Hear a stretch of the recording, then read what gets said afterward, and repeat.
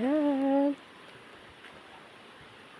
Daily routine ng isang guro dito sa gitna ng kabundukan ng Sierra Madre.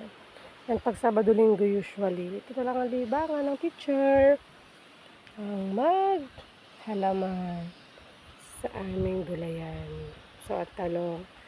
Yan, fresh na yung mga okra. Ito yung plat ng grade 6. Ayan. Ay, maliit pa sila. Tapos, ay, kamatis din sila. Yan, pati sayote, yan, gumagapang na.